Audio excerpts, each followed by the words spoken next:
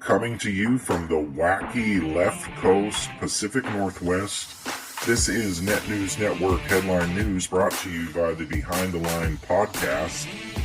National and world news that matters, the stories the MSM won't talk about, deciphering the truth through all the lies. For more, visit BehindTheLinePodcast.com.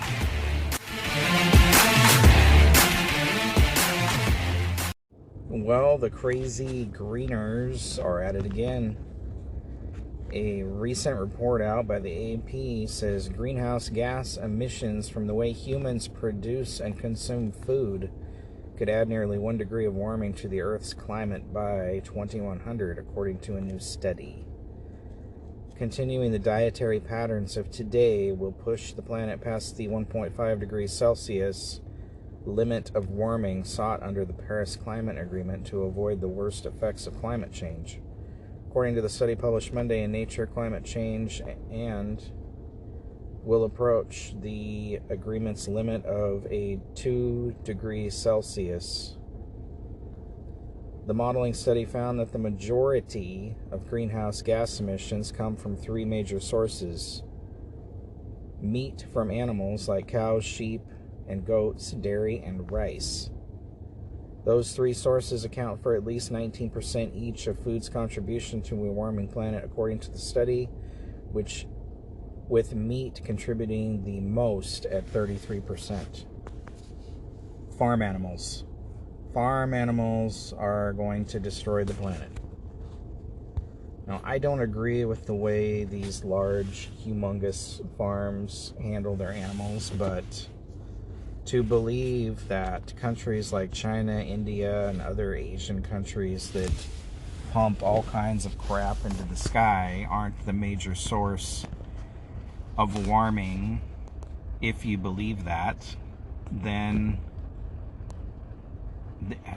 this seems extremely flawed to me. This is just another way to control us, to break us down, to take something away from the population. You know, they want us eating bugs and fake meat, plant-based meat. Although it's interesting because rice is a plant, is it not? Somehow rice farms are warming the planet now too. This is new to me. No, they just want you eating processed food, and this fake meat is processed, and they want you unhealthy and easily placed under control, and that's the bottom line. China's foreign minister has warned Washington of conflict and confrontation if it fails to change course in relations with Beijing, striking a combative tone amid conflicts over Taiwan, COVID-19, and Russia's invasion of Ukraine. King Gang's language appeared to defy hopes China might abandon confrontational wolf warrior rhetoric.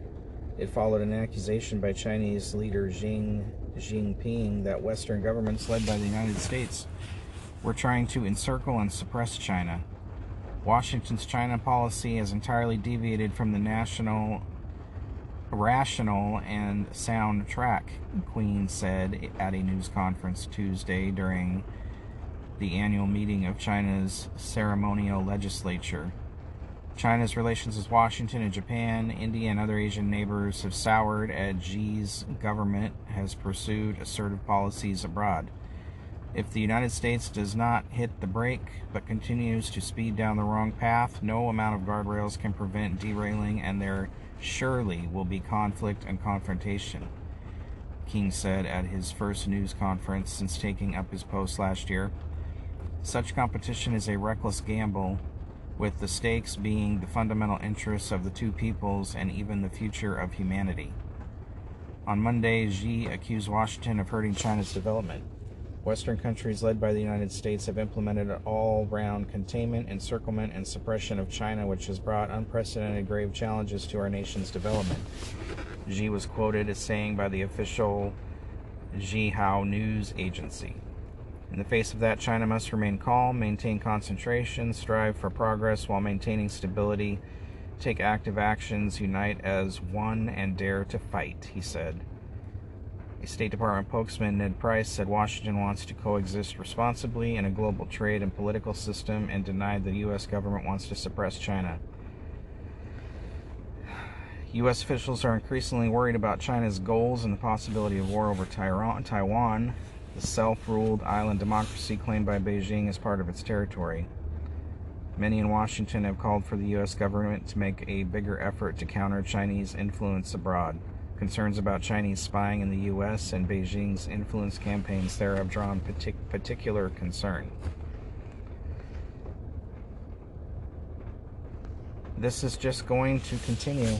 This is all headed down a bad path, and we should have seen this coming a long time ago.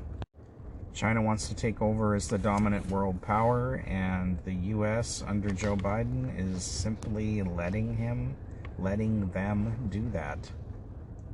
These other countries see weakness in our government administration, and they would be correct. And they are taking full advantage of it. They are taking full advantage of Biden's weakness as president. The U.S. will not be able to fight a multi-front war. Russia, Ukraine, China, Iran, all these problems cropping up all over because all these countries that hate the United States see how weak our president and his administration are. Prepare accordingly, folks. Well, the insanity continues in places like California. San Francisco, specifically, California, is looking at reparations for Black Americans. And San Francisco in particular is over the top. Payments of $5 million to every eligible Black adult, the elimination of personal debt and tax burdens, guaranteed annual income of at least $97,000 for 250 years, and homes in San Francisco for just $1 a family. These were some of the more than 100 recommendations made by a city-appointed reparations committee tasked with the thorny question of how to atone for centuries of slavery and systematic racism. Were there cotton farms in California? I must have missed that one. And the San Francisco Board of Supervisors, hearing the report for the first time Tuesday, voiced enthusiastic support for the ideas listed, with some saying money should not stop the city from doing the right thing. Several supervisors said they were surprised to hear pushback from politically liberal San Franciscans, apparently unaware that the legacy of slavery and racist policies continues to keep Black Americans on the bottom rungs of health, education, and economic prosperity, and overrepresented in prisons and homeless populations. Overrepresented in prisons. That's a very interesting way to put that.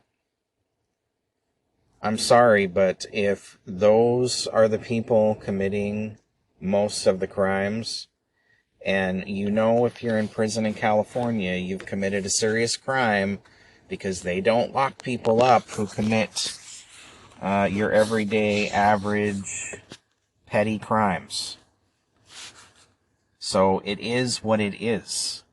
If you're in a California prison, you've done something pretty bad. You're not overrepresented. You've just committed crimes and you need to be in prison. This is the problem with society at large. You know, you see it all across the country. All these people being, and not just Black people, all these people being charged with crimes and not serving time, not being held accountable. There's no consequences. You see the results of this in crime statistics and work ethic and everything else. those of my constituents who lost their minds about this proposal, it's not something we're doing or we would do for other people. It's something we would do for our future, for everybody's collective future, said Supervisor Raphael Mandelman, whose district includes the heavily LGBTQ Castro neighborhood. The draft reparations plan released in December is unmatched nationwide in its specificity and breadth.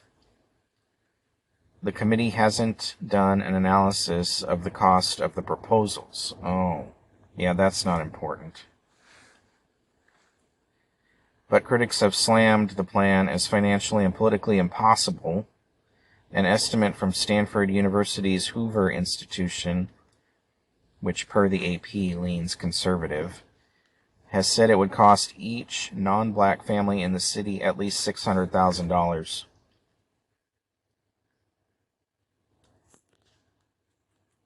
Nobody that's alive today is responsible for anything that happened in the past.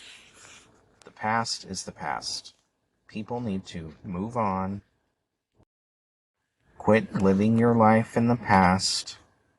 Quit letting the past that didn't actually really affect you personally hold you back. Quit making excuses for your position in life. There are plenty of opportunities for everybody, and there's no excuse anymore other than your lack of effort or your lack of hard work to push ahead in life, especially in America. No city can afford to shell out that kind of money for something so ridiculous, and no other taxpayer needs to bear the burden of that expense.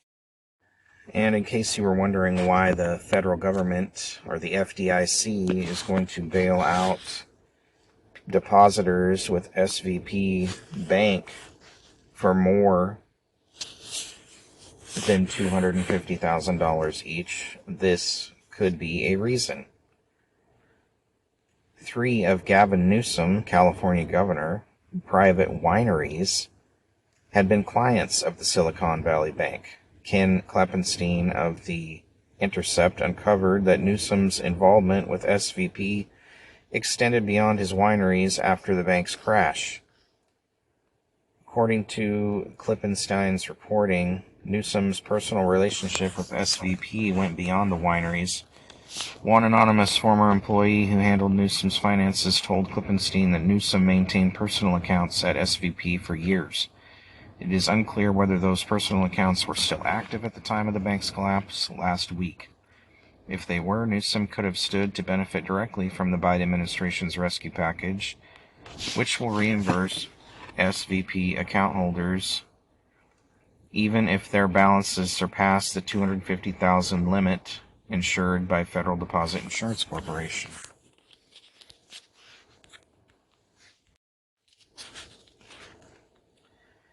Under California state law, elected officials like Newsom are prohibited from exerting any influence on government decisions if they have a financial interest or if there is reason to believe that such an interest exists. However, Jennifer Seibel Newsom, the wife of Gavin Newsom, happens to be a co-founder of a nonprofit organization called California Partners Project, which reportedly received a $100,000 donation from SVP.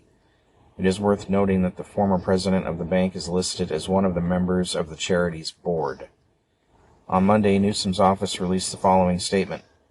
Over the last 48 hours, I've been in touch with the highest levels of leadership at the White House and Treasury.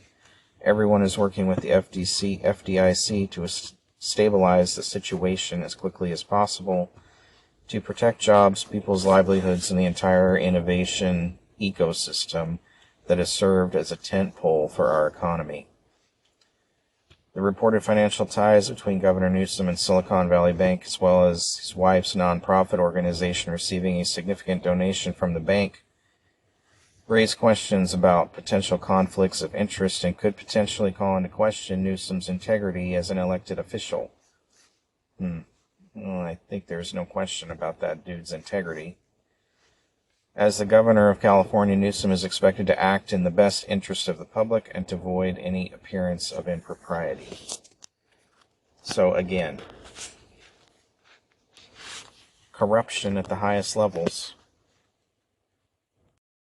This bank is being bailed out, just like in 2008, in a different way. Old Governor Newsom, who is a Democratic superstar, of course, calls in a favor to good old Joe, who is going to make sure they get bailed out.